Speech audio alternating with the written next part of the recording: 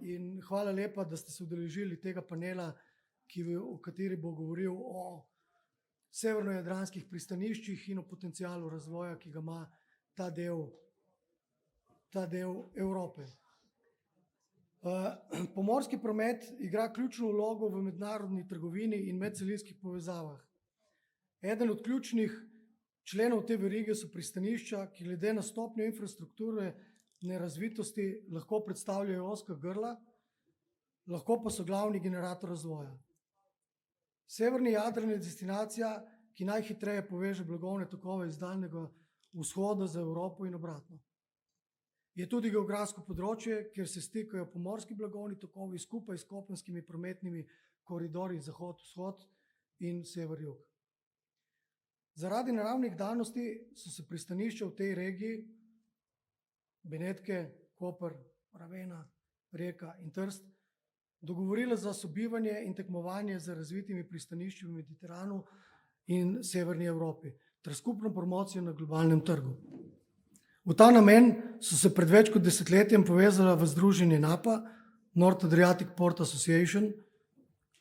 V tem panelu je naša želja, da dobimo odgovore, kakšna je vloga in kakšen vpliv ima takšna koalicija na globalne logistične tokove, kako se spopadajo z vedno večjo konkurenco v drugih pristaniščih v Evropi in kakšni so plani za bodočnost ter kako obvladujejo vse sedanje in bodoče izzive.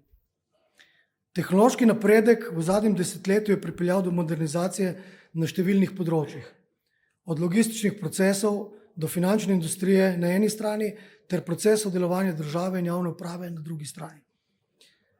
Spremembe so se dotaknile tudi področja pristanišč.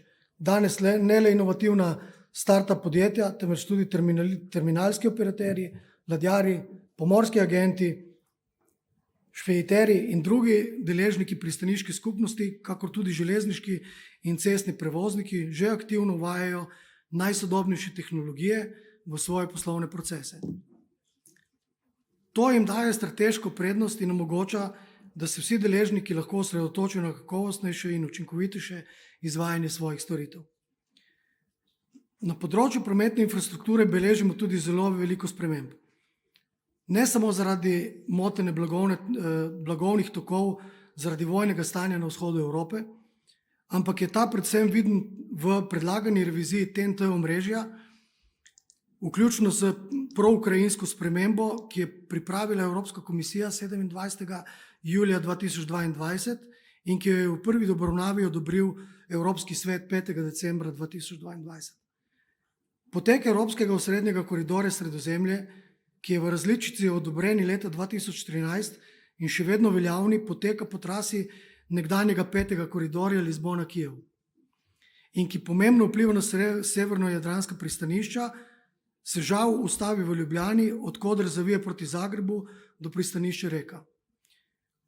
Končni lok iz Ljubljane oziroma Zagreba do Budimpešte in od tam do ukrajinske meje je izbrisan in namesto tega dodan v baltsko-jadranski srednjeevropski koridor.